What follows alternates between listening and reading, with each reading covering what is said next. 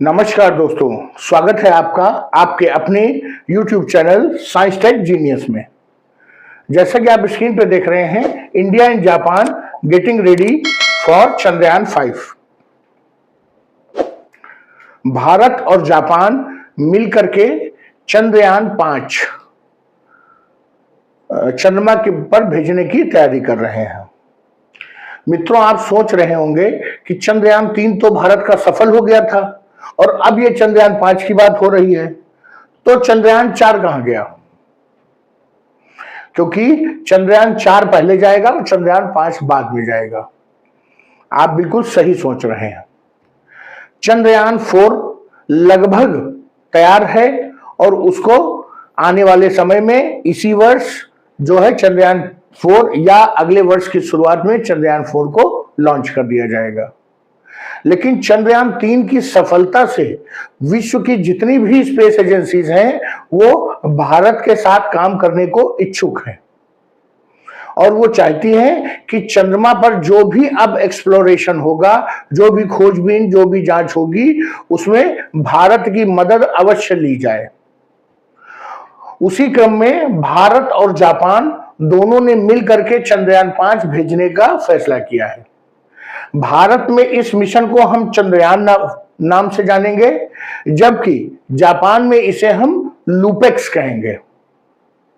और जापान के साथ साथ नासा और यूरोपियन स्पेस एजेंसी भी इसमें कुछ कुछ सहयोग कर रही हैं। तो चलिए मित्रों, चंद्रयान 5 क्या है, कौन कौन से देश इसमें साथ में भारत के जुड़े हुए हैं, भारत का क्या रोल है, जापान का क्या रोल है, नासा और यूरोपियन एजेंसी जो सहयोग कर रही हैं उनका क्या रोल है, ये चंद्रयान 5 इतना इंपॉर्टेंट क्यों है, ये मून पर जाकर के क्या काम करेगा, इन सब चीजों को लेकर के हम अपना ये वीडियो आपके समक्ष लेकर के आए हैं। इस वीडियो में हम इन सब चीजों को डिटेल से समझने का प्रयास करेंगे।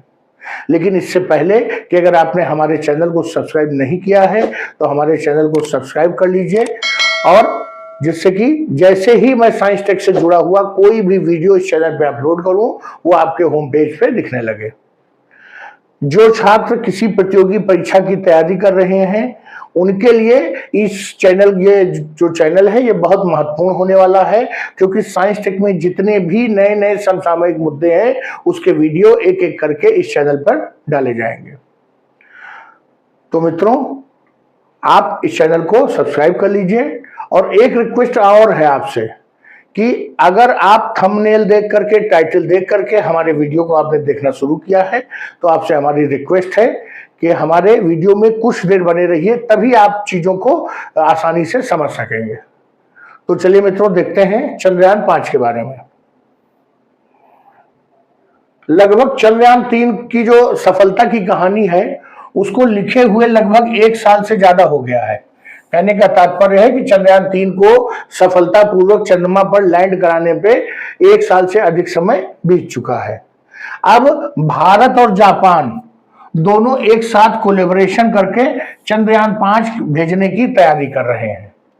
बहुत शुरुआती चरण है, अभी केवल यह डिसाइड हुआ है कि इसमें भारत क्या करेगा और जापान क्या करेगा, लेकिन जो खर्चा आने वाला है, जो इसमें जो इसकी उपलब्धियां होंगी, उनको दोनों देश शेयर करेंगे। मित्रों, जापान वो देश है जो पूरी दुनिया में अपने जो टेक्नोलॉजी डेवलपमेंट के लिए जाना जाता है, लेकिन भारत की जो स्पेस एजेंसी इसरो है उसने कुछ ऐसा कारनामा किया था चंद्रयान 3 में कि जापान जैसा टेक्नोलॉजिकली एडवांस देश भी भारत के साथ मिलकर के काम करना चाहता है। चंद्रयान 3 के बाद चंद्रयान 4 लगभग लॉन्च होने के लिए तैयार है और जल्दी ही इसकी सूचना हम लोगों को मिल जाएगी।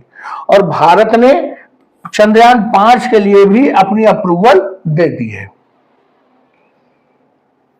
अप्रूवल इसलिए अभी देना जरूरी है क्योंकि इस तरह के प्रोजेक्ट्स में काफी टाइम लगता है, और अगर हम ये योजना बनाएं कि चंद्रयान 4 चला जाएगा उसके बाद हम चंद्रयान 5 के बारे में सोचेंगे, तो ऐसा नहीं है। जो प्रोजेक्ट हमको 3 साल बाद करना है उसके बारे में अभी से तैयारियां शुरू करनी पड़ती हैं। चंद्रयान 5 का एक नाम जो है वो लूपेक्स भी होगा। अगर किसी एग्जाम में आ जाता है कि लूपेक्स क्या है तो आप घबराइएगा नहीं, वो और कुछ नहीं, चंद्रयान 5 की ही बात हो रही है। और इसका फुल फॉर्म है लूनर पोलर एक्सप्लोरेशन मिशन। ये भारत की space agency ISRO, Indian space research organisation, और जापान की space agency JAXA, Japan aerospace exploration agency, इसका जो है एक ज्वाइंट मिशन होगा ये चंद्रयान 5।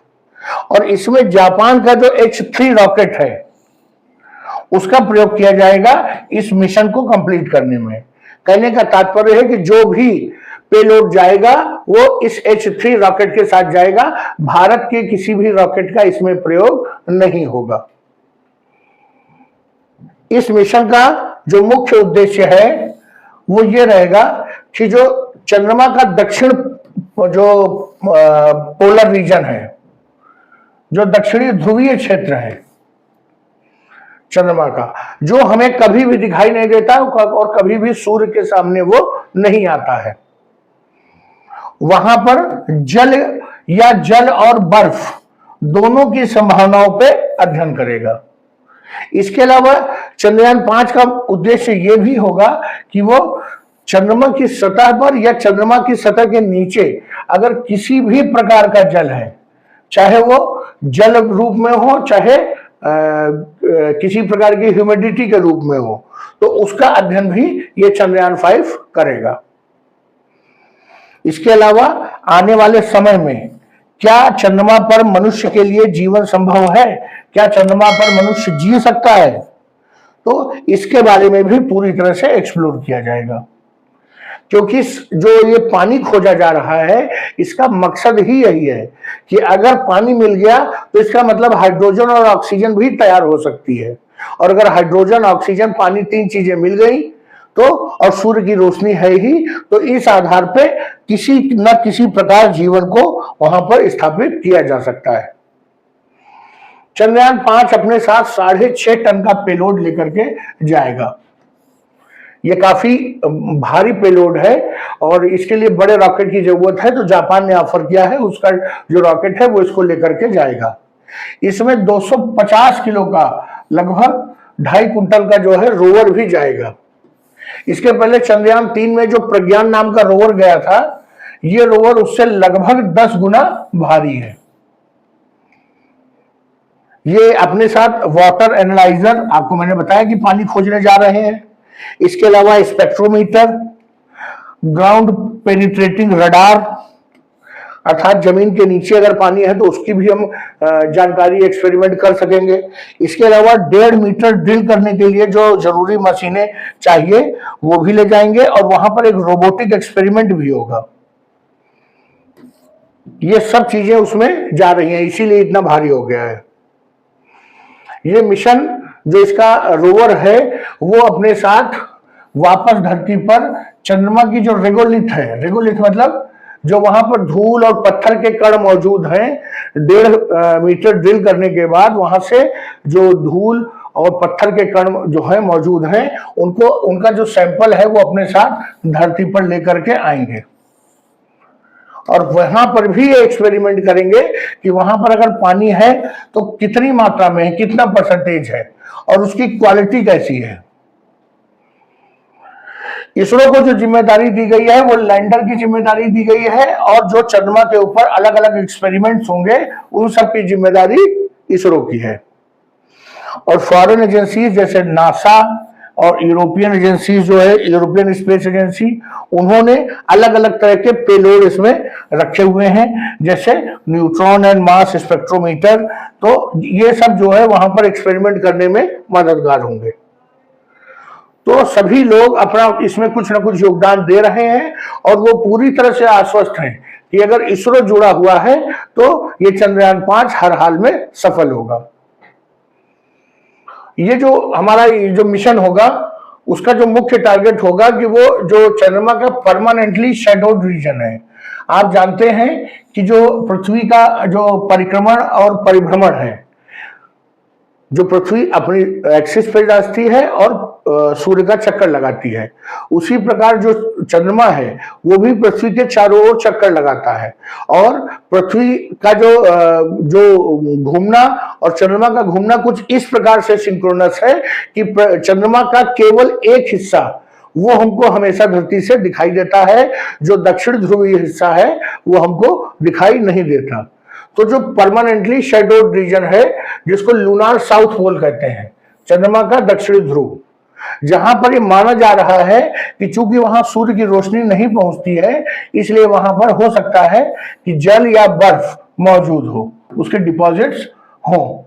तो इन परिस्थितियों में इस पोर्शन को टारगेट करेगा ये चंद्रयान 5 का मिशन। इस जो ये रोवर है, इसकी जो लाइफ अभी तय की जा रही है वो 100 दिन तय की जा रही है। लगभग 100 दिन वो जो है वहां पर उसके पास इतनी एनर्जी होगी। लेकिन विशेष परिस्थितियों में अगर वहां कुछ उत्साहजनक मिल जाता है एक्सपेरिमेंट में, तो इसकी लाइफ को 1 साल तक बढ़ाया जा सकता है, जिससे कि वो अपने आगे के एक्सपेरिमेंट कर सके और वहां पर सरवाइव कर सके। तो मित्रों, ये जो खबर आ रही है बिल्कुल नई खबर है चंद्रयान 5 के विषय में। अगर आपको हमारी दी गई जानकारी आपके परीक्षाओं के लिए उपयोगी लगी हो, आपको हमारा वीडियो पसंद आया हो, तो वीडियो को लाइक करिए, चैनल को सब्सक्राइब करिए। धन्यवाद।